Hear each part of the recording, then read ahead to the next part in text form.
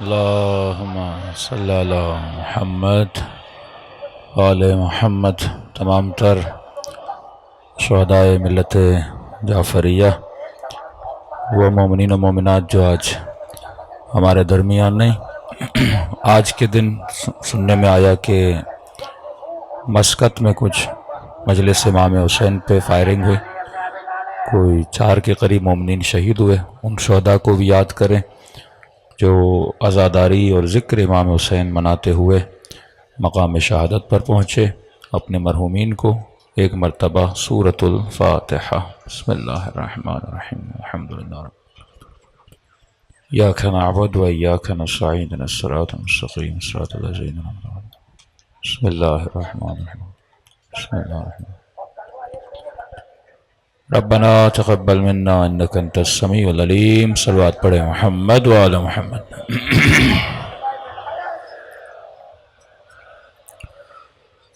بسم اللہ الرحمن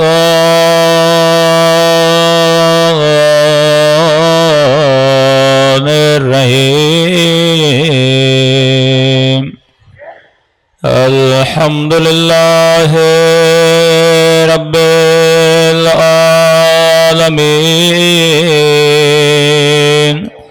الحمدللہ کما هو أهله، الصلاة والسلام على سید المرسلین وخاتم النبیین ابی القاسم محمد، اللہم صلی علی محمد وعلى آلہ الطیبین الطاہرین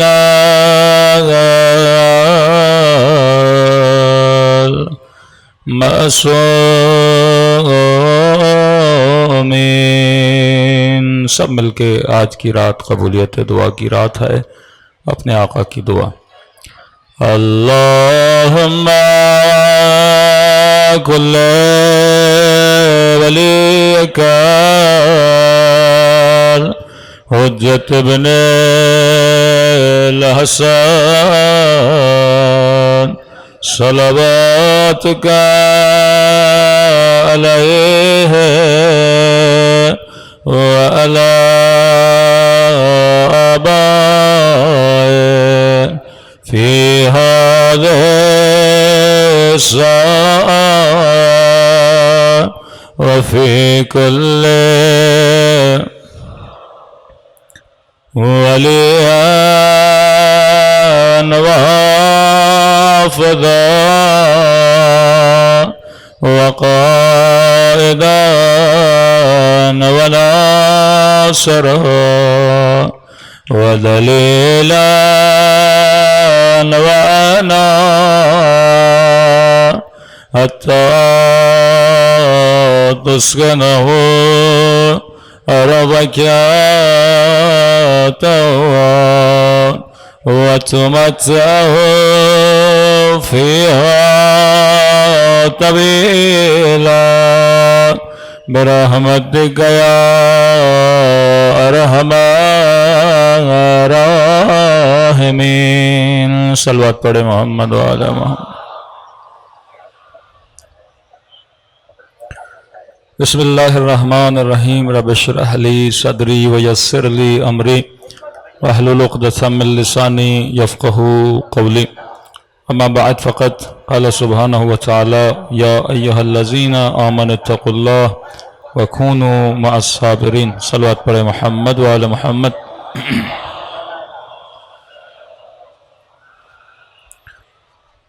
دعا ہے پروردگار عالم محرم کی ان راتوں میں کی گئی عبادتوں کو اپنی بارگاہ عالی میں قبول فرمائے، اور جس مقصد زندگی، مقصد طہارت اور حیات لے کر ان مجالس میں تشریف لاتے ہیں، خدا ان مقاصد میں بھی ہم سب کو کامیابیاں اور کامرانیاں نصیب فرما دے۔ یقیناً ان مجالس کے برپا کرنے میں کئی مومنوں کی محنتیں، زحمتیں ہوتی ہیں کہ کن کے چہرے نظر آتے ہیں، کچھ کے چہرے نظر نہیں آتے، اور یقیناً ہر محنت کرنے والی کی نیت بھی ہونی چاہیے کہ میں خالصتاً پروردگار عالم کے لیے یہ کام انجام دوں۔ ہر فرد کا مجلس عزا میں آنا یہ پارٹیسپیشن ہے امام حسین کی عزاداری کی، تقویت کی، کہ اگر مومنین کی شرکت نہ ہو، مومنین کا حضور نہ ہو، مومنین مجلس میں نہ آئیں، تو واقعاً ہم اس روح عزاداری کو دنیا کے لیے دکھا نہ پائیں۔ لیکن الحمدللہ اس تعداد میں جہاں جہاں میں جا رہا ہوں، بالاخص جوانوں کا مجلس امام حسین میں آنا اور جوانے کے قلوب میں امام حسین کی محبت کا آ جانا اور اس قدر امام حسین سے لگاؤ، محبت، یہ کامیابی کی نشانی ہے۔ اب سوال یہ ہے کہ امام حسین آپ کو فرش عزا پہ لے کر آئے۔ کچھ ڈیوٹیز امام کی ہیں امت کے لیے، کچھ ڈیوٹیز امت کی ہیں اپنے امام کے لیے۔ امام کا کام یہ ہے کہ آپ کو پیغام دے کر جائے، امام کا کام یہ ہے کہ آپ کو بتا کر جائے کہ حق کیا ہے، باطل کیا ہے۔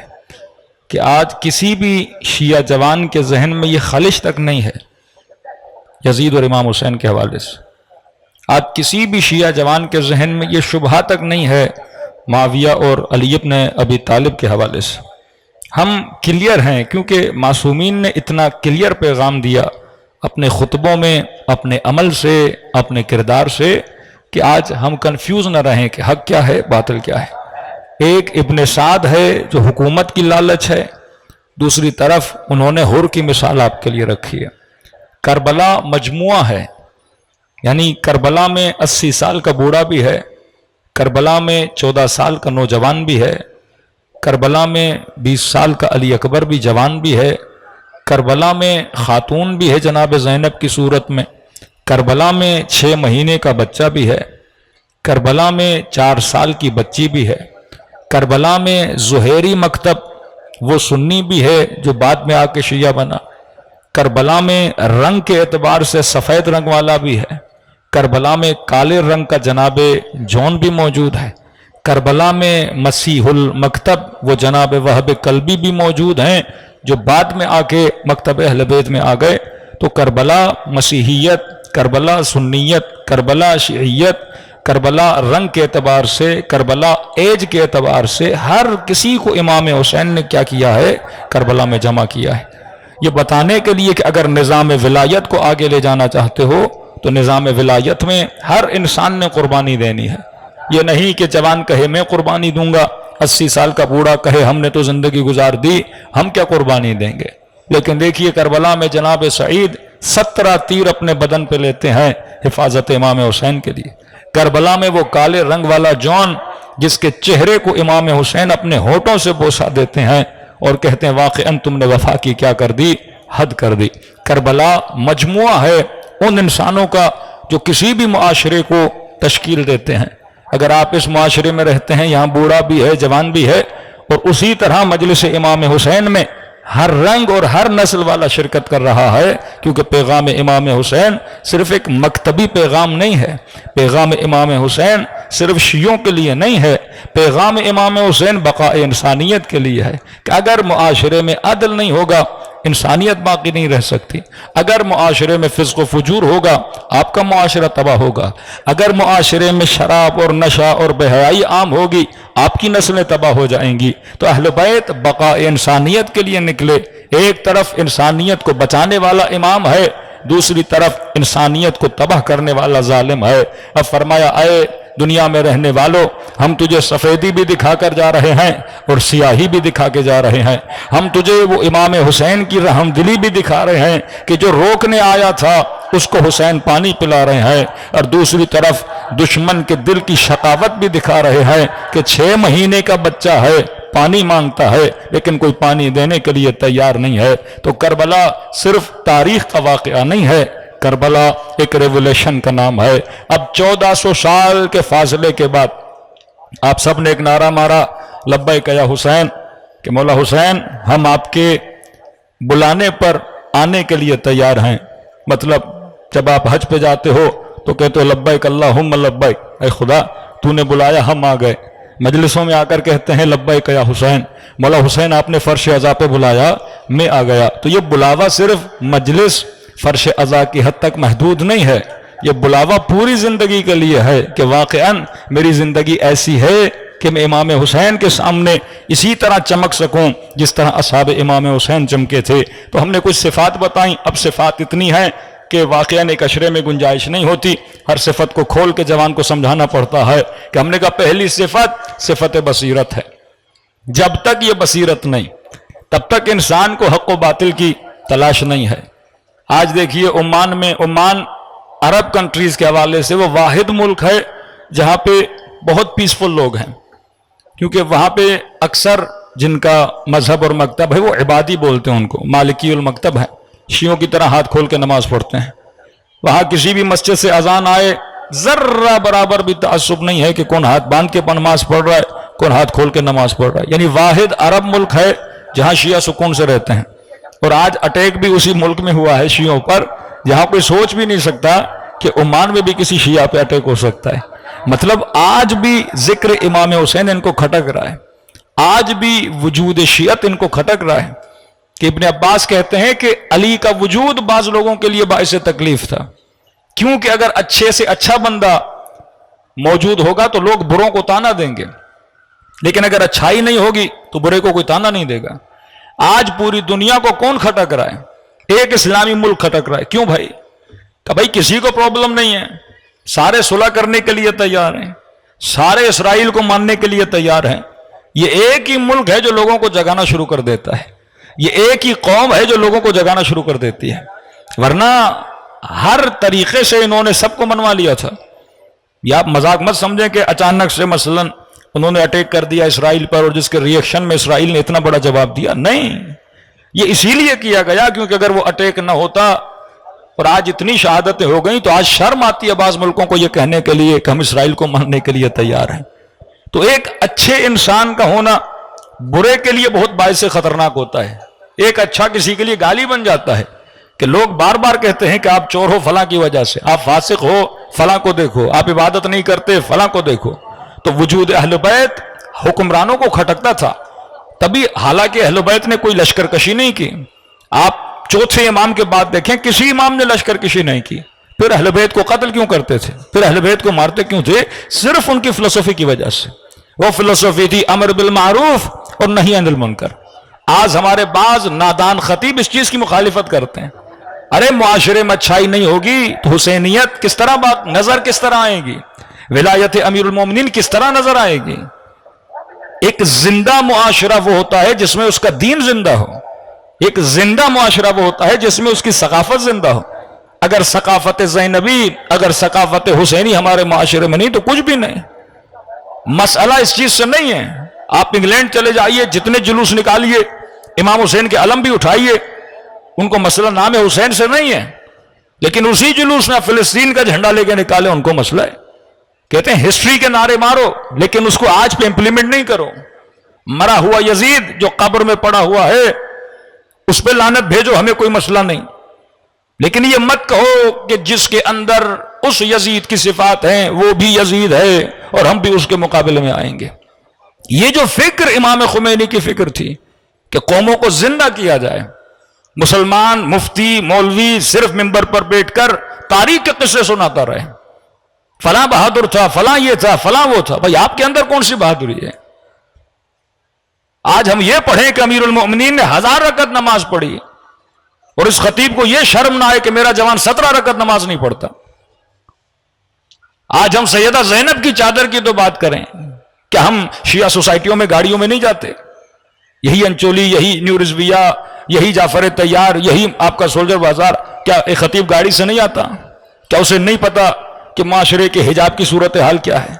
کیا ہمیں نہیں پتا کہ ہمارے بچے یونیورسٹیز میں جاتے ہیں وہاں پہ کیا معاملات ہیں؟ کہ ہمیں نہیں پتا آفس میں جو لوگ کام کرتے ہیں ان کے معاملات کا کیا حال ہے؟ لوگوں کے سوالوں سے پتا لگتا ہے کہ معاشرے میں کون سی بیماریاں ہیں. اور میں ممبر پر سیدہ زینب کی چادر پہ تو پڑھوں، لیکن یہ درد میرے دل میں نہ ہو کہ قوم کی کسی بچی کے سر سے چادر آج اتر رہی ہے.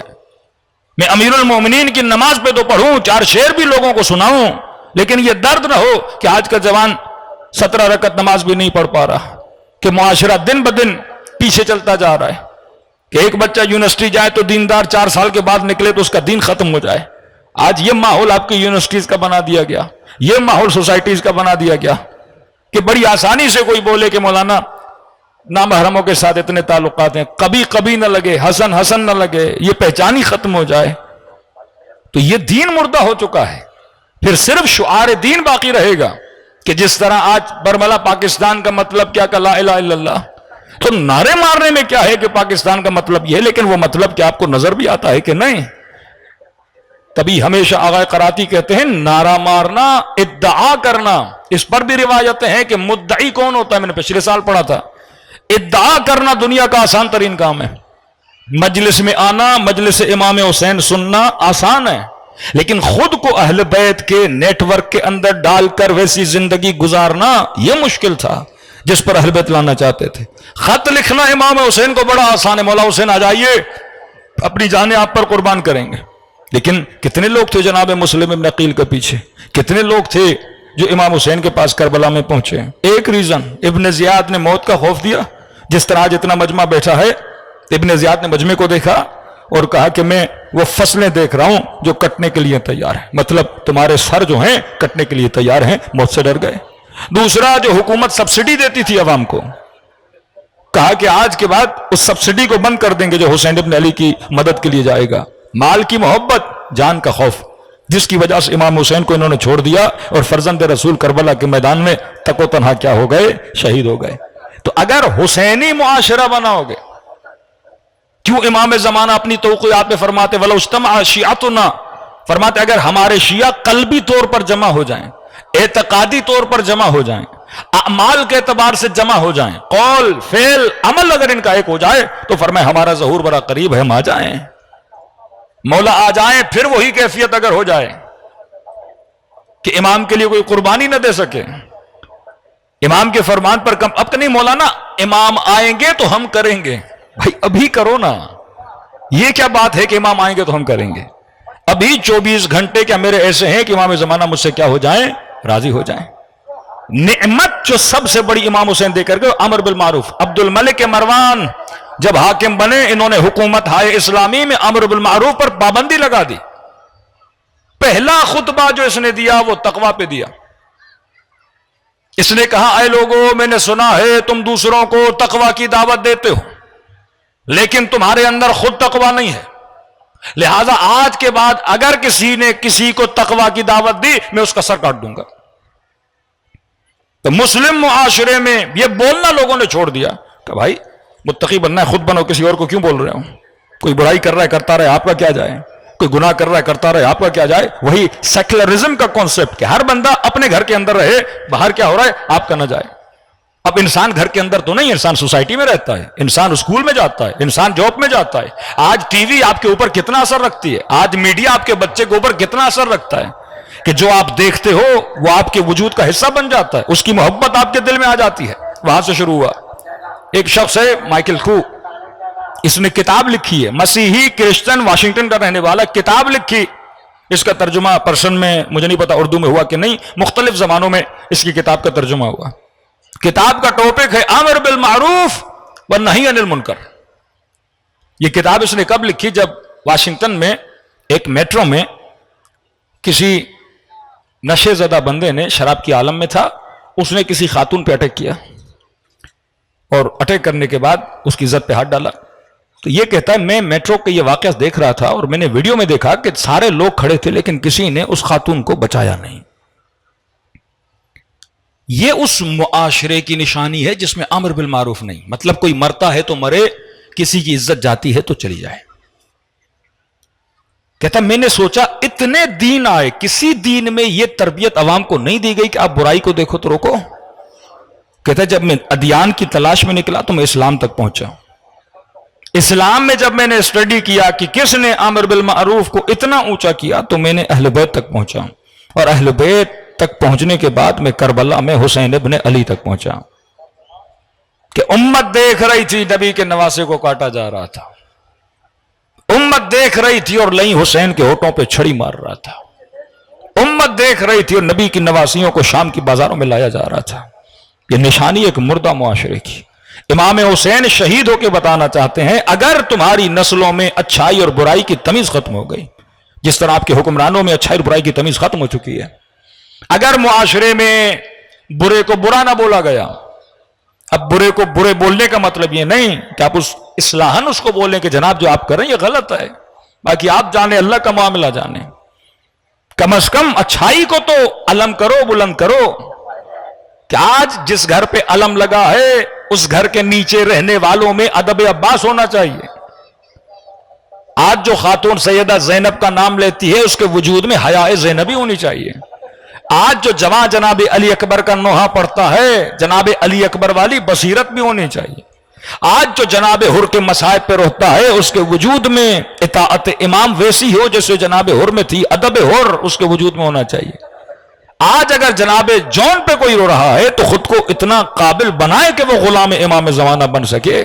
تو فرمایا اگر چاہتے ہو اصحاب امام حسین کی طرح چمکو تو تمہارے وجود میں صفات اصحاب امام حسین آنی چاہیے. تبھی فرمایا السلمان منا اہل البیت, یہ رسول خدا کے جملے ہیں, یہ امیر المومنین کے جملے ہیں, منا اہل البیت. اب لگاؤ فتویٰ کہ رسول نے سلمان کو منا اہل البیت کیوں کہا؟ اہل البیت صفت کا نام ہے, منا اہل البیت, سید نہیں, بنو ہاشم نہیں, لیکن کہا منا اہل البیت. جس طرح قرآن میں ہے نا کہ وہ شخص کیا تھا, آل فرعون میں سے تھا, حالانکہ فرعون کا بچہ نہیں تھا, لیکن کہا من آل فرعون, رجل من آل فرعون. آل فرعون کا مطلب کیا ہے؟ جو فرعونی نظریے پہ عمل رکھے وہ آل فرعون کہا جاتا ہے. سلمان کو کیوں کہا منا اہل البیت کا؟ جب جب سلمان کو دیکھو گے تجھے تب تب علی کی یاد آئے گی. مطلب یہ 100% کس کے نظریے پہ چلتا تھا؟ امیر المومنین کے نظریے پہ عمل کرتا تھا. سید نہیں, بنو ہاشم نہیں, عرب نہیں, قرشی نہیں, لیکن کہا منا اہل البیت کیونکہ اس کے اندر وہ صفات بن گئی. فرمایا آج اگر کوئی حسرت کھا رہا ہے کہ میں اصحاب امام حسین میں سے بنوں, فرمایا وہ صفات اپنے اندر پیدا کرو. کیوں کہا من مات علی حب آل محمد مات شہیدا, جو ان کی محبت پہ دنیا سے چلا جائے وہ شہید ہو کے دنیا سے چلا گیا. تو وہ صفات اگر میرے اندر آ جائیں اور وہی خواہش اور طلب ہو میرے اندر کہ واقعاً اگر میرا مولا ہوتا میں جان کو قربان کرتا, تو کہ ملائک کہیں گے یہ دنیا سے شہید ہو کے چلا گیا. صلوات پڑھے محمد و آل محمد.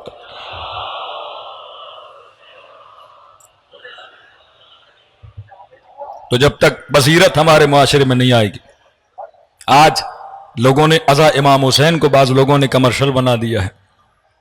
دیکھیے عزاداری پہ خرچہ تو ہوتا ہے, یہ مومنین کی بذل و بخشش ہے, ایک لائٹ بھی لگتی ہے تو اس کے پیسے ہیں. تبھی میں نے ذکر کیا تھا کہ ذکر ولایت کے ساتھ قرآن میں اللہ نے ذکر زکوٰۃ کیا ہے. یہ نظام خمس اگر شیعوں میں نہ ہوتا, شیعت کب کی ختم ہو چکی ہوتی. اہل بیت نے ایک سسٹم دیا, چھٹے امام کے بعد ایک مضبوط سسٹم چلا خمس کا, کہ آپ تصور نہیں کر سکتے کہ چھٹے امام کے زمانے میں والی بحرین امام کو خط لکھتا ہے کہ مولا میں والی بحرین ہوں, چھپا ہوا ہوں, آپ کا شیعہ ہوں, 7 لاکھ درہم میرے مال سے میرے پاس ہیں جو میں آپ کو دینا چاہتا ہوں. اب 7 لاکھ درہم کو آج اگر کنورٹ کرو تو 400 کروڑ بنتے ہیں. امام نے کہا ٹھیک ہے لے کر آؤ. اب مختلف قافلوں میں چھپ چھپ کے یہ 7 لاکھ درہم امام کے پاس لے آیا, کچھ سواریاں لے آیا. آپ کے چھٹے امام نے اس سے لیے, شکریہ ادا کیا اور کہا کہ جو ہمارا حق تھا تو ہمیں دینے آیا, شکریہ. اور امام نے کہا اب جو تو نے دیا میں واپس تجھے ہی دے رہا ہوں, تو لے جا. اور کہا کہ جنت کی ضمانت بھی لکھ کے دے رہا ہوں کہ تو جنتی ہے جس نے اتنی بذل و بخشش کی. اب مولا سے واپس کیوں دے رہے ہیں؟ کہا یہ لے جا اور بحرین میں جتنا ہو سکے ہمارے شیعوں کی کیا کر, جا کے مدد کر. کہ آج 80% بحرین میں آپ کو کیا نظر آتے ہیں؟ شیعہ نظر آتے ہیں. دو مومنین کا آپس میں جھگڑا ہوتا ہے, مولا کا وکیل ان میں صلح کرواتا ہے, آخر میں جھگڑا جا کے ختم ہوتا ہے 400 درہم پہ کہ ایک بندے نے 400 دینے, وہ اپنی جیب سے ان کو دیتا ہے, کہتا ہے ایک شرط پہ میں ایک مومن کا جھگڑا ختم کر رہا ہوں, پیسے میں دے رہا ہوں, اب لڑو نہیں پیسوں کی وجہ سے, 1 لاکھ کی وجہ سے, 5 لاکھ کی وجہ سے, 10 لاکھ کی وجہ سے دو مومن لڑ رہے ہیں اور ایک سرمایہ دار کے پاس گئے کہ ہماری صلح کرائیے, کہتا ٹھیک ہے جناب آپ نے 10 لاکھ دینے ہیں, لیکن یہ نہیں کہ اپنی جیب سے نکال کے 10 لاکھ دے تاکہ ان کا جھگڑا کیا ہو جائے, ختم ہو جائے. یہ فکر نظام ولایت میں رہنے والوں کی تھی. اس نے 600 درہم ان کے دی, اختلاف ختم کروایا اور کہا کہ یہ اپنی طرف سے نہیں دے رہا, یہ پیسے میرے چھٹے امام نے مجھے دیے, اور کہا کہ جب دو شیعوں کا آپس میں پیسے کی وجہ سے جھگڑا ہو جائے یہ پیسہ دینا اور جھگڑا ختم کروانا. کہ بس امام نے ایک شرط رکھی ہے, جب جھگڑا ختم ہو جائے کہیں پر بھی ایک دوسرے کی برائی نہ کیا کرو, کہیں پر بھی ایک دوسرے کے خلاف نہ بولا کرو. کہا یہ ہم پسند نہیں کرتے کہ شیعہ شیعہ سے لڑے, ہم پسند نہیں کرتے کہ شیعہ شیعہ کے خلاف بولے. اور آج کیا ماحول بن چکا ہے کہ وہ کام جو لشکر شام والوں کا کام تھا, گالیاں دینا, آج پنجاب میں بھرمار ہے, انٹیریئر میں بعض جگہوں پہ بھرمار ہے کہ شیعہ شیعہ کو غلط کہے, شیعہ شیعہ کو جہنمی کہے. دشمن نہیں چاہتا کہ آپ کے اندر وحدت ہو, دشمن نہیں چاہتا کہ آپ کے اندر فکر امام حسین ہو. تو ہم نے پہلی صفت اصحاب امام حسین کی کیا بتائی؟ وہ صاحبان بصیرت تھے, حق و باطل کو پہچانتے تھے. دوسری صفت ہم نے بتائی کہ وہ کار خیر کے لیے بہت تیزی سے آگے بڑھتے تھے. اگر پتہ چل گیا یہ نیکی ہے فوراً اس نیکی کو لو, اگر پتہ چلا نماز قضا ہیں آج سے پڑھنا شروع کر دو, اگر پتہ چلا کوئی کوتاہی ہے جس سے امام زمانہ کا دل دکھایا ہے فوراً اس کوتاہی کو دور کرو. میں نے کل کی مجلس میں ایک واقعہ سنایا امام زمانہ کا, IRC امام بارگاہ میں, یہاں سنا دوں جن مومنین نے نہیں سنا, کہ ایران کا ایک بس ڈرائیور, ٹرک ڈرائیور کہتا ہے میں سامان لے کے مشہد سے چلا, آدھے راستے میں شدید برف باری ہوئی, یہاں تک کہ جو میری گاڑی کے وائپر تھے اب اتنی اسپیڈ سے بھی چل رہے تھے لیکن مجھے راستہ نظر نہیں آ رہا تھا. کہتا ہے میں نے گاڑی کو سائڈ پہ لگایا کہ برف تھوڑی کم ہو جائے پھر میں آگے بڑھوں گا. کہتا ہے لیکن برف باری اور شدید ہو گئی, اتنی کہ میرے انجن چلتے چلتے بند ہو گیا. میں میکینک تھا, ڈرا نہیں, میں نے گاڑی کے انجن کو ہاتھ لگایا, پانا وانا لگایا, لیکن گاڑی سٹارٹ نہیں ہوئی. اندر گیا, اتنی سردی, بس فرق یہ تھا کہ باہر برف برس رہی تھی, اندر برف نہیں تھی لیکن سردی وہی تھی. غنودگی طاری ہو گئی, آنکھیں بند ہونے لگیں. میں نے سوچا اب مر جاؤں گا. اتنے میں کہتا ہے مجھے یاد آیا کہ ہم زندہ امام کے ماننے والے ہیں, اور میرے اندر کہتا ہے دو عادتیں تھیں. ایک, نماز پڑھتا نہیں تھا میں, کبھی کبھی پڑھ لی کبھی کبھی نہیں پڑھ لی, نماز کے لیے بڑا سست تھا. دوسرا کہتا ہے میرے اندر ایک گناہ کبیرہ کی عادت تھی, شرم آ رہی تھی کہ کس منہ سے مدد مانگوں اپنے مولا سے. لیکن میں نے دل میں ایک وعدہ کیا کہ مولا اگر بچا لیں گے یہاں سے, کیونکہ بچے بھی یاد آ رہے تھے, چھوٹے بچے تھے میرے, کہ مولا میں مر گیا میری اولاد کا کیا ہوگا. میں نے کہا مولا اگر بچا لیں گے میں وعدہ کرتا ہوں کہ نماز کی پابندی اور یہ جو گناہ کبیرہ ممبر سے بیان نہیں کر سکتا, کہ اس گناہ کبیرہ کو میں انجام نہیں دوں گا. کہتا اتنے میں دیکھا کہ اس برف باری کے موسم میں ایک بندہ سامنے والے روڈ سے آ رہا ہے, ہاتھ میں پانا ہے. میں نے سمجھا شاید یہ کوئی ڈرائیور ہے, اس کی بھی گاڑی خراب ہوئی ہے. تو مجھے کہا کہ کیا ہوا, میں نے کہا انجن بند ہو گیا. انہوں نے کہا ہم ذرا ہاتھ لگاتے ہیں, آپ اسٹارٹ کریے. تو انہوں نے ہاتھ رکھا, گاڑی سٹارٹ ہو گئی. میں پریشان, جس گاڑی کو میں نے اتنا چیک کیا سٹارٹ نہیں ہو. میں نے کہا آپ نے کیا کیا؟ کہ بس کوئی مسئلہ تھا, آپ کی گاڑی سٹارٹ ہو گئی. میں نے کہا دیکھیے جناب برف باری اتنی ہے, شاید 1-2 کلومیٹر آگے چلوں پھر میری گاڑی بند ہو جائے گی. کہ نہیں, اب یہ گاڑی آپ کو اپنے گھر تک پہنچائے گی, یہ گاڑی بند نہیں ہوگی. میں نے شکریہ کے لیے بولا کہ آپ بیٹھیے, میں آپ کو آپ کی گاڑی تک چھوڑ دوں. تو کہا نہیں ہم خود چلے جائیں گے. کہ میری جیب میں بہت زیادہ پیسے تھے. میں نے کہا آپ نے میری جان بچائی ہے, اگر آپ کہیں جتنے پیسے ہیں میں شکریہ کے لیے آپ کو دینا چاہتا ہوں. کہ نہیں ہمیں آپ کے پیسے کی ضرورت نہیں. میں نے کہا بندے خدا اپنے جان بچائی ہے, میں شکریہ ادا کرنا چاہتا ہوں, یا کہیں تک چھوڑ دوں یا پیسے دے دوں, کچھ تو کروں میں آپ کے لیے. کہ کسی چیز کی ضرورت نہیں ہمیں, بس جو تو نے 2 وعدے کیے ہیں ان وعدوں پہ عمل کیا کرو. کہتا یہ کہنا تھا, میری آنکھوں سے اوجھل ہو گئے. میں گاڑی سے اترا, کبھی دائیں دوڑوں کبھی بائیں دوڑوں, کبھی آگے دیکھوں کبھی پیچھے دیکھوں, لیکن کوئی شخص وہاں پہ نہیں ہے. کہتا ہے گھر تک آنکھوں سے آنسو نہیں رکے. بیوی کو بٹھایا, بچوں کو بٹھایا, اور کہا دیکھو آج کے بعد زندگی ایسے گزاریں گے جیسے امام زمانہ کو پسند ہے. بیوی نے کہا میرا تو دل کب سے کر رہا تھا کہ آپ دیندار بن جائیں، لیکن آپ تھے جو دینداری پہ نہیں آتے تھے. بچوں کو سمجھایا، واقعہ بتایا، اس دن کے بعد دیندار بنا. کہتا میں جب کام پہ جاتا تھا، اذان کی آواز آتی تھی، سارے ڈرائیور کھانے کے پیچھے چلے جاتے تھے. میں نماز کے لیے گیا، وہ میرا مذاق اڑانے لگے، ارے تو بڑا دیندار بن گیا ہے، پہلے تو نماز بھی نہیں پڑھتا تھا، جو پڑھتا تھا ان کا مذاق اڑاتا تھا. میں نے کہا آج کے بعد مذاق نہیں اڑاؤں گا، کیونکہ میں نے اپنے ولی خدا امام زمانہ سے کیا کیا ہے؟ وعدہ کیا ہے. اگر انسان مخلص ہو جائے، یہ خوشی ہے امام زمانہ کی. آپ 10 گھر بنا لو، امام کو کیا خوشی ملے گی؟ اصل خوشی یہ ہے کہ مومن انی سلم لمن سالمکم، مومن مومن کی تربیت کرے، مومن مومن کو بہتری کی طرف لے آئے. تو فرمایا دوسری صفت یہ تھی سارعوا الی الخیرات، کار خیر کے لیے جتنا ہو سکتا ہے مومن آگے بڑھے. تیسری صفت ہم نے آپ کی خدمت میں رکھی تھی، صفت یہ تھی کہ مومنین کے اندر صفت فرح ہوتی ہے، مومن خوش ہوتا ہے. مرح نہیں، مرح ہے وہ کہ بندہ غرور کی وجہ سے خوش ہو. لا تمشی الارض مرحا، زمین پر غرور کے ساتھ نہ چلا کرو، اس سے معصومین نے منع کیا ہے. فرمانی وہ خوشی جو آپ کو ذکر حسین سننے میں خوشی ملتی ہے، جو آپ کو ذریعے امام حسین کو دیکھنے میں خوشی ملتی ہے، جو مومن والدین کی خدمت کر کے خوش ہو جائے، جو کسی غریب کی مدد کر کے خوش ہو جائے، جو کسی یتیم کی مدد کر کے خوش ہو جائے، جسے ہم کہتے ہیں جائز خوشیاں حاصل کرنے میں کوئی عیب نہیں ہے. آپ جائز کسی سے رشتہ بنائیں، آپ جائز کسی مومن کی مدد کریں، تو اس میں معصومین نے منع نہیں کیا. اب آج زمانے میں یہ سوشل میڈیا کا زمانہ ہے، بعض لوگ کسی کو اذیت دے کے خوش ہوتے ہیں. یا آپ نے مختلف پرینک دیکھے ہوں گے، ایک بندہ روڈ پہ جا رہا ہے، پچھلے اس کا اذیت کر رہا ہے، یعنی صرف پیسے کمانے کے لیے. کبھی ماں باپ کو اذیتیں دیتے ہیں، کبھی روڈ پہ چلتے ہوئے لوگوں کو اذیتیں دیتے ہیں. معصومین نے سختی سے منع کیا ہے کہ کبھی ایسا نہ کیا کرو. کہتے چھٹے امام بازار میں چل رہے تھے، ایک بدبخت نے، امام چلتے تھے، امام کی ابا کو کھینچ لیتا تھا، لوگ ہنستے تھے. پھر امام چلتے تھے، پھر امام کی ابا کو کھینچ لیتا تھا. اس وقت امام نے فرمایا کہ ان للہ یومن، خدا نے قیامت میں ایک دن قرار دیا ہے ان لوگوں کو عذاب دینے کے لیے جو مومن کسی مومن کو اذیت دے کے کیا ہوتا ہے؟ خوش ہوتا ہے. تو فرمایا ذرہ برابر کسی کو اذیت دو گے، خدا قیامت میں کیا لے گا؟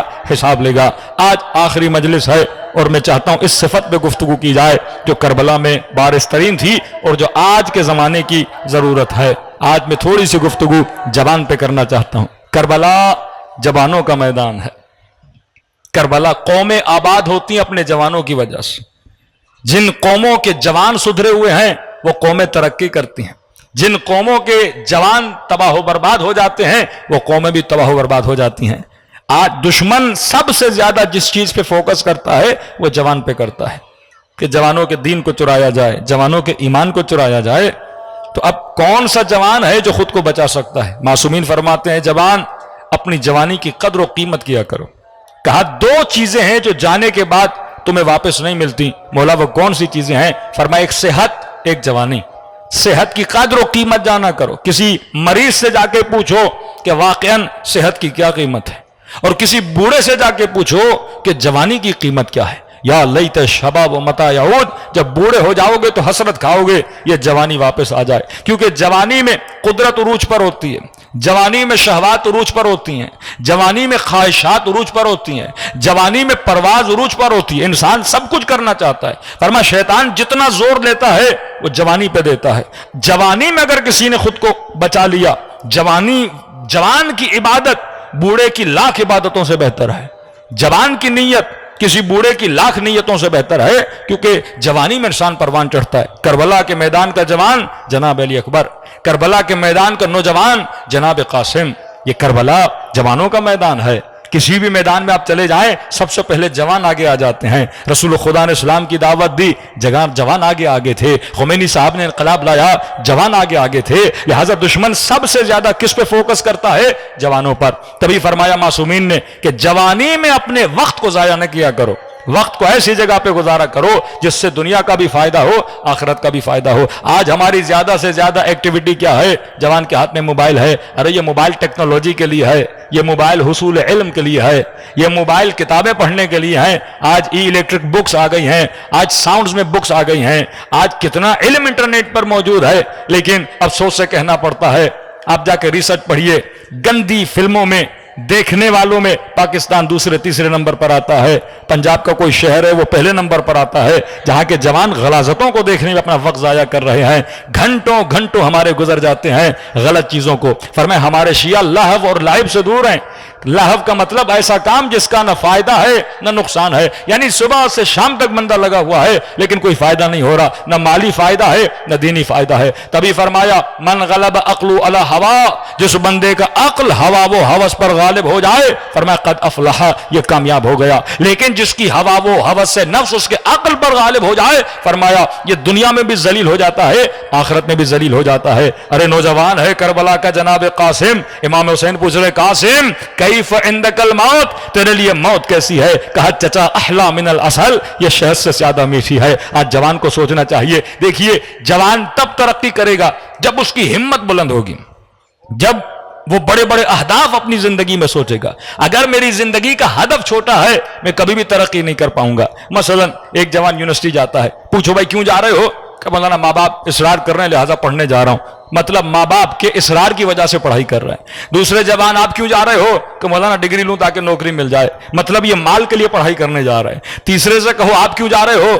کہ تاکہ علم حاصل کروں، اور علم جب حاصل ہوتا ہے تو عقل بڑھتی ہے، یہ تیسرا حصول علم کے لیے جا رہا ہے۔ تو چوتھے سے پوچھیے آپ کیوں جا رہے ہیں؟ وہ کہے گا کیونکہ رسول کا فرمان ہے اطلب العلم من المہد الی اللحد، علم حاصل کرو گہوارے سے لے کے قبر تک، کیونکہ علم حاصل کرنا انسان کے لیے عبادت میں شمار ہوتا ہے، لہٰذا میرا ایک ایک لمحہ جو حصول علم کے لیے گزرے گا وہ میرا لمحہ عبادت میں گزرے گا۔ اب جب اس نیت سے یہ یونیورسٹی جائے گا اس کا فوکس کس پر ہوگا؟ حصول علم پر ہوگا۔ لیکن جو ماں باپ کے خوش کرنے کے لیے گیا، جو صرف ڈگری لینے کے لیے گیا، جو صرف کسی چیز کو دیکھنے کے لیے گیا، اب یہ یونیورسٹی میں جائے گا اپنا وقت بھی ضائع کر دے گا۔ فرمایا جوان اگر وقت ضائع کرے یہ واپس نہیں آتا، اگر محنت کر کے پڑھے گا، اگر ہدف اعلیٰ لے کر جائے گا تو اس کی دنیا بھی آباد۔ امام حسین کربلا سے نکل رہے ہیں، اپنا ہدف بتا رہے ہیں کہ ہدف بڑا بندے کی پرواز بڑی، ہدف بتا رہے ہیں کہ میں نانا کے دین کو زندہ کرنے جا رہا ہوں اور امت سے بدعتوں کو ختم کرنے جا رہا ہوں۔ اگر آپ کا ہدف یہ بنا، ہدف اگر اعلیٰ بنا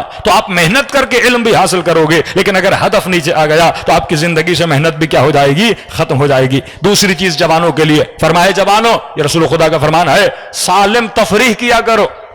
آج ہماری ایکٹیویٹی، جوان اگر خود کو خوش کرنے جاتا ہے، کہیں گھومنے جاتا ہے تو کہاں جا رہا ہے؟ آج تفریح ناسالم ہے کہ آپ کا بچہ 4 گھنٹے پلے اسٹیشن پہ بیٹھ جاتا ہے، 6 گھنٹے کسی ڈراموں کی سیریز پہ لگ جاتا ہے۔ فرمایا یہ وقت ضائع کر رہا ہے۔ سالم تفریح، رسول خدا کیا کرنے جاتے تھے؟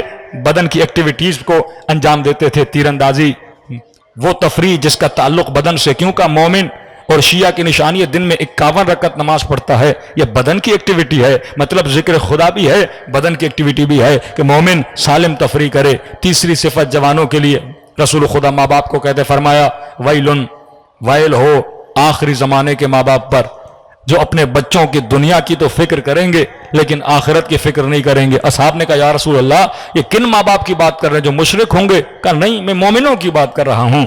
اسے یہ فکر تو ہوگی بچے کی سیمسٹر کا 1 لاکھ ادا کر رہا ہوں اور بچے سے پوچھتا ہے کہ آپ کا رزلٹ کیا آیا، اگر رزلٹ لو ہو تو غصہ شروع ہو جاتا ہے کہ میں نے اتنا پیسہ لگایا لیکن آپ کا رزلٹ کم کیوں آ رہا ہے۔ لیکن اسے یہ فکر نہیں کہ بیٹا صبح کی نماز پڑھ رہا ہے کہ نہیں، بیٹی حجاب کر رہی ہے کہ نہیں، یہ زبان سے اچھا کلام ادا کرتا ہے کہ نہیں۔ تو جب تک نسلوں کے دین کی پرواہ نہیں کریں گے تب تک نسلیں باقی نہیں رہیں گی۔ امام حسین کو اتنا درد ہے امت رسول کے لیے کہ یہ جملے کہہ رہے ہیں خرجت الاصلاح امتی، میں نکلا اپنے جد کی امت کی اصلاح کروں، کیونکہ اگر آج دین نہ بچا ہماری نسلوں کا، دشمن تو ہر چیز آپ کی لے چکا ہے، بس یہی دین آپ کے پاس باقی ہے۔ تو فرمایا حفاظت دین، حفاظت جوانی اس عمر میں بہت ضروری ہے۔ اگر جوانی میں اپنے ایمان کو نہ بچایا، چوتھی صفت اور آخری صفت فرمایا اے جوان عادتیں جوانی میں اچھی بناؤ، کیونکہ اگر جوانی میں بری عادت ہو گئی آپ کی اس وقت کی عادتیں بڑھاپے تک آپ کے ساتھ چلیں گی۔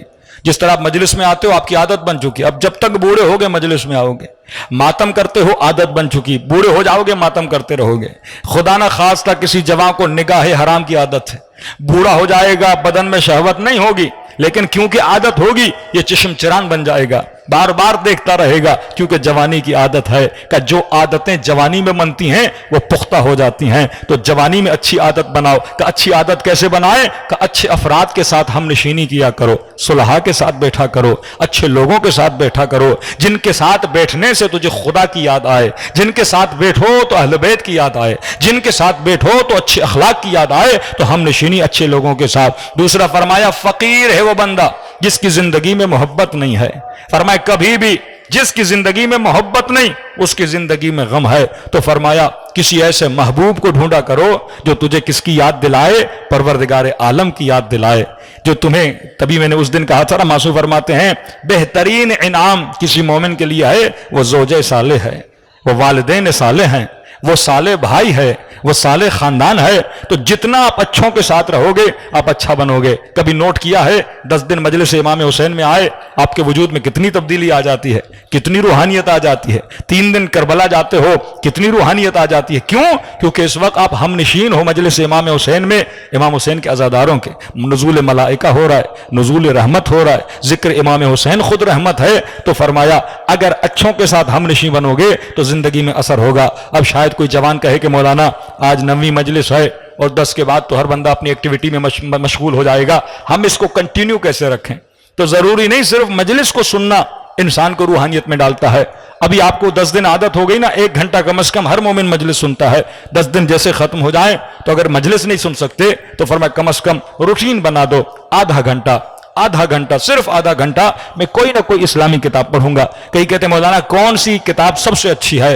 तो मैं एक मशवरा दे रहा हूं, अगले साल तक जिंदगी रही, मुलाकात हुई, आप सिर्फ इस पे अमल करें और 6 महीने के बाद, 8 महीने के बाद आप मुझे इसका रिजल्ट दें। आप रूटीन बना दें कि डेली आधा घंटा तफसीर कुरान पढ़ें, बिस्मिल्लाह से शुरू करें, अगले साल तक आप इसके रिजल्ट देखिए। एक आलिम से भी 1 साल में आपके पास ज्यादा इल्म होगा। किसी मौलवी के पास भी इतना इल्म नहीं होगा जितना आपके पास इल्म आ जाएगा। सिर्फ तफसीर कुरान पढ़ें। किबला अपना मोहसिन नजफी साहब की तफसीर बड़ी अच्छी है, वही उठा लें। आप किसी की भी तफसीर उठाएं, बाज़ तफासिर फजाइली होती हैं, फ़िक़ी होती हैं, नहीं, एक जर्नल तफसीर उठाएं।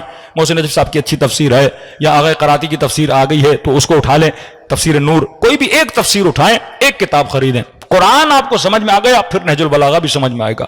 कुरान समझ में आ गया, आप बड़े से बड़े मुसलमान के एतराज का जवाब दे सकते हैं। हाफ एन आवर तफसीर कुरान का मुताला करें, उसके नोट अपनी डायरी पे लिखें और अपने वजूद के आईने को, अपने वजूद की जात को कुरान के आईने में देखना शुरू करेंगे। वल्लाह इतना नूर आएगा जिसका कभी आपने तसव्वुर नहीं किया। सलवात पढ़े मोहम्मद वाले मोहम्मद पर।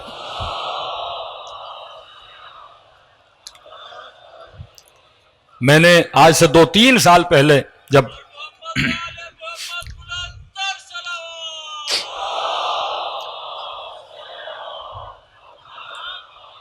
एक नीयत की थी अल्लाह के हुजूर में कि मैं तफसीर कुरान के दुरूस की रिकॉर्डिंग करवाऊंगा ताकि कम से कम जवान गाड़ी में है तो सुनता हुआ जाए।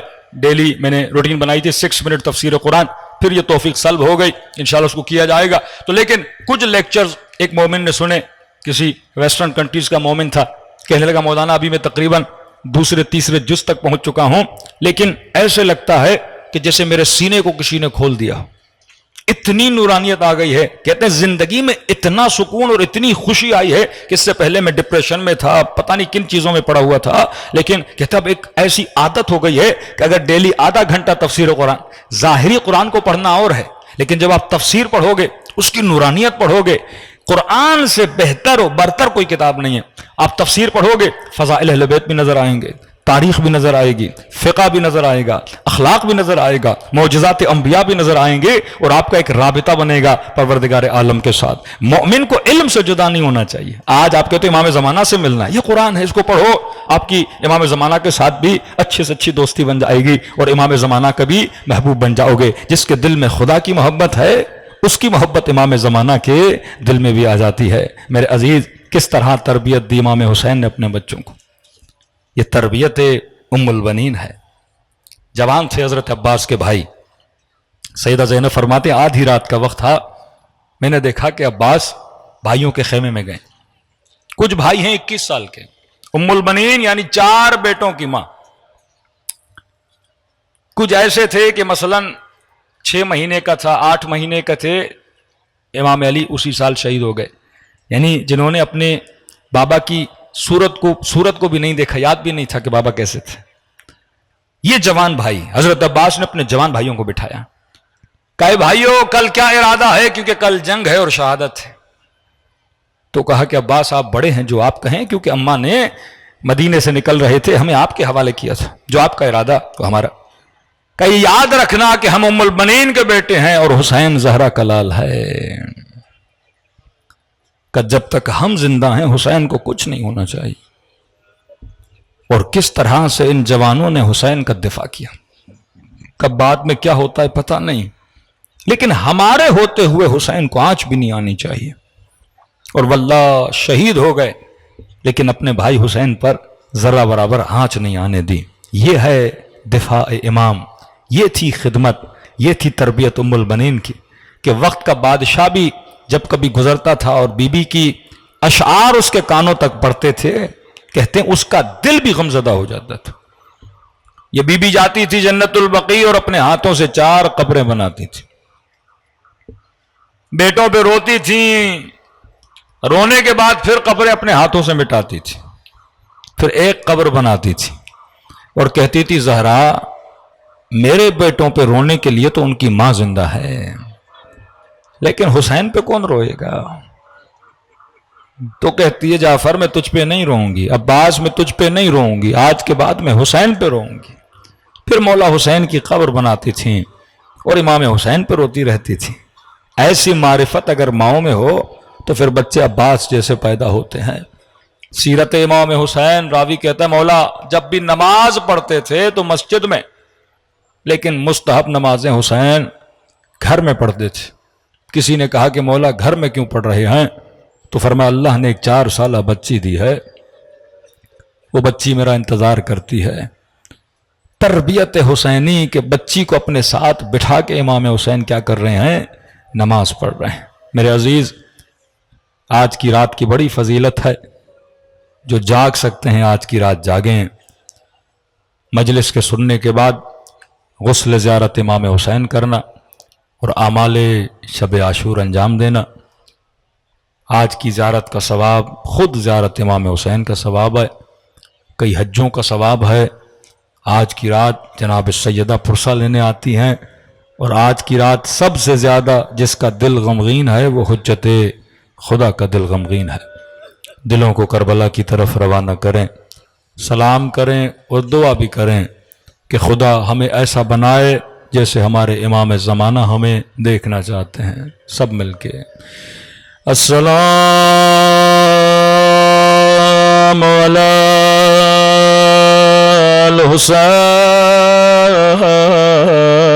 الحسین وعلی علی ابن الحسین وعلی اولاد الحسین وعلی اصحاب الحسین. بلند آواز سے السلام علی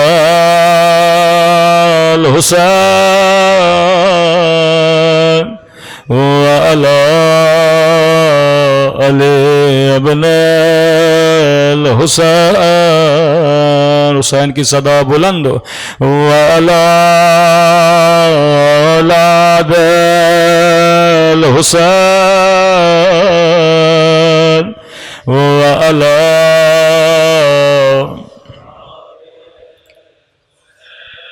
آواز تھوڑی بڑھا دیں سب مل کے السلام علی الحسین وعلی علی ابن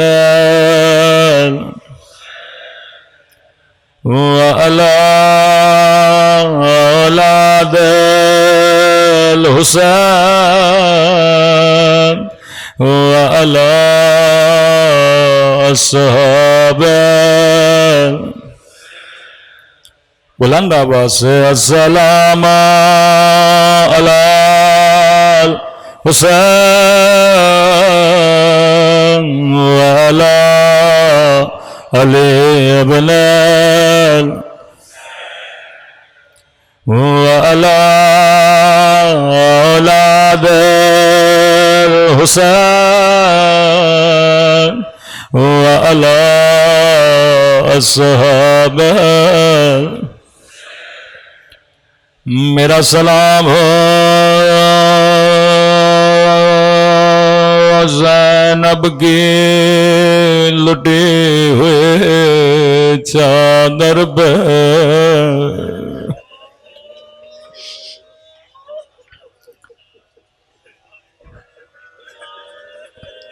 یہ سلام میرے سلام نہیں فرزند زہرا امام زمانہ کے سلام چند جملے امام کی زبان سے سن کے رو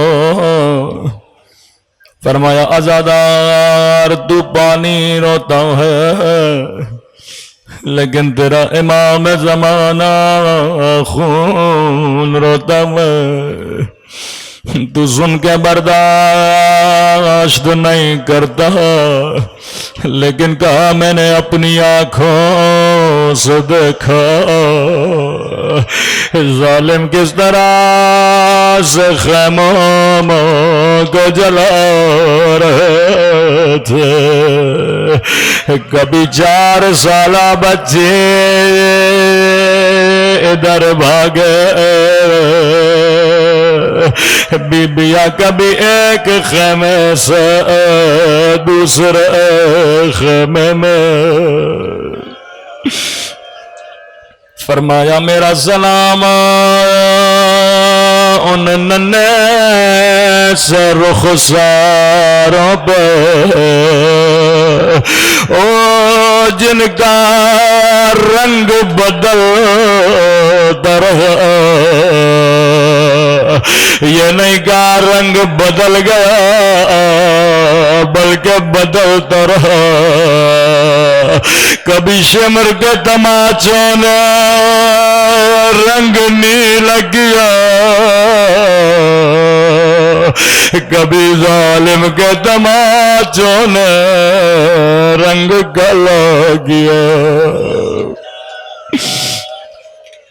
میں نے بخاری کی حدیث پڑھی تھی رسول خدا فرماتے ہیں مسلمانوں کبھی حیوان کو بھی منہ پہ نہ مارا کرو انہوں نے نبی کی نواسیوں کو تماچے مارے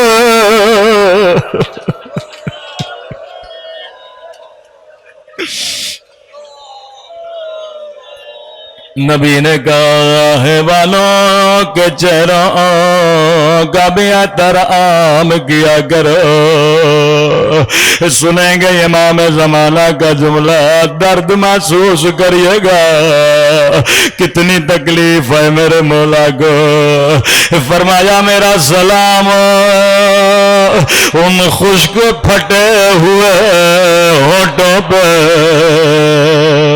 او جن پہ ظالم چھڑی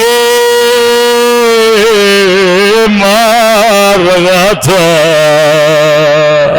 اللہ جانے بچی نے یہ منظر کیسے دیکھا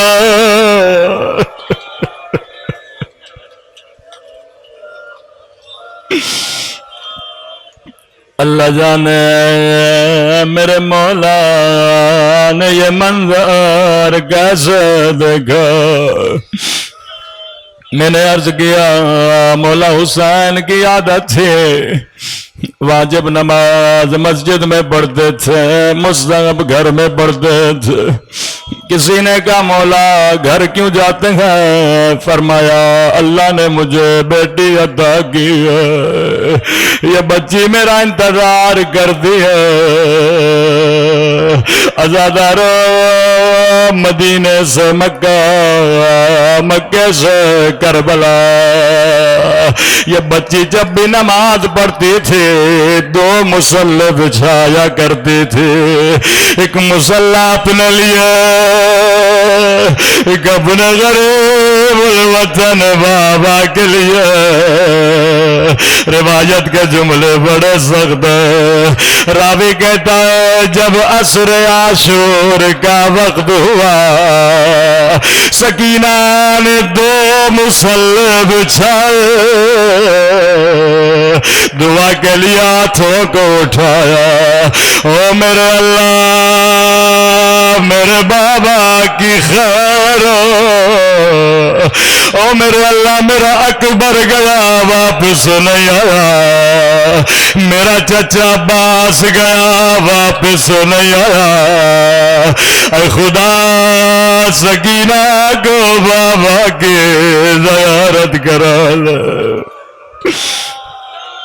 لیکن بچی کو کون سمجھائے سکینہ ابھی بابا نہیں آئے گا. راوی کہتا ہے بچی کو کسی کے چلنے کی آواز آئی 4 سالہ بچے دوڑی دوڑی خیمے سے باہر گئے شاید میرا بابا آیا. سنو گے بچی نے کیا دیکھا سکینہ نے دیکھا شمر ہاتھ میں تازیانہ او خدا کسی بچی کو بابا کا قاتل نہ دکھائے.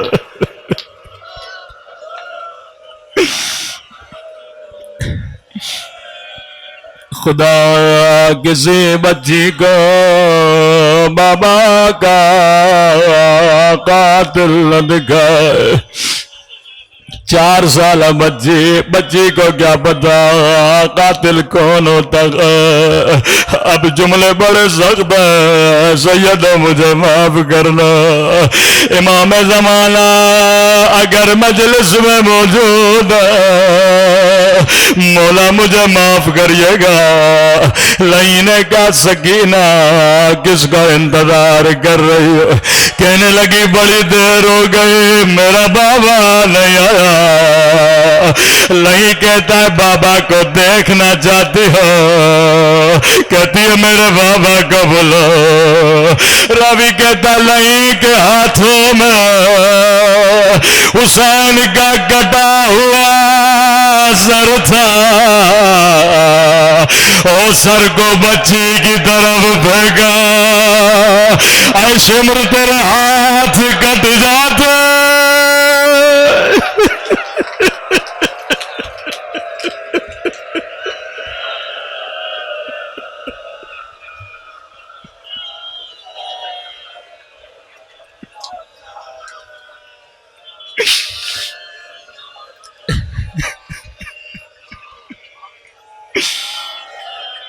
اے شمر تیرے ہاتھ کٹ جاتے تو کبھی میرے مولا کا سر نہ پھینکتا. بچی بابا بابا او میرے غریب الوطن بابا کرتے ہوئے آگے بڑھے. اب یہ میرا تصور ہے روایت کے جملے نہیں.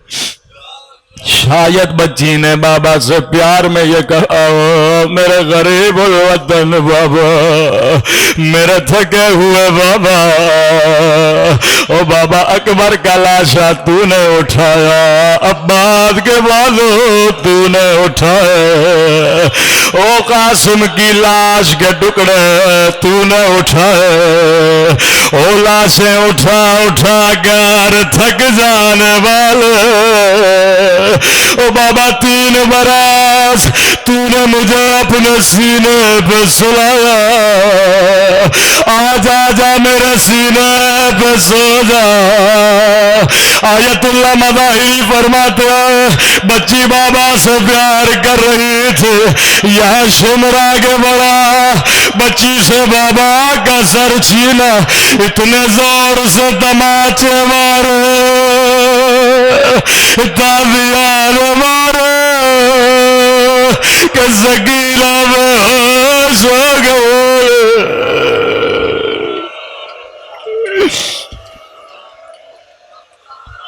میں قربان حسین کی 4 سالہ بچی پر زینب ڈھونڈ رہی ہے کہاں ہو سکینہ. جب خیمے میں پہنچی کیا دیکھا بچی بے ہوش کان بھی زخمی ہے نخساروں پہ نیلے نشان. قدیمی عزادارو ذرا سوچ کے بتاؤ جب بچی کی آنکھیں کھلی ہوں گی پہلا سوال کیا کیا ہوگا؟ بچی نے یہ نہیں کہا پھپھی اماں میرا بابا مارا گیا. بچی نے یہ نہیں کہا پھپھی اماں مجھے ظالم نے تماچے مارے. بچی نے یہ بھی نہیں کہا پھپھی اماں میرے در چھیلے گئے. او میری ماں بہنوں مجلس میں آنے والیوں سنو سکینہ نے پہلا سوال کیا کیا. راوی کہتا ہے جیسے آنکھیں کھلی بابا کا نہیں پوچھا رخساروں کی شکایت نہیں کی جیسے نگاہ زینب پہ پڑے پہلا سوال کیا پھپھی اماں آپ کی چادر کہاں ہے؟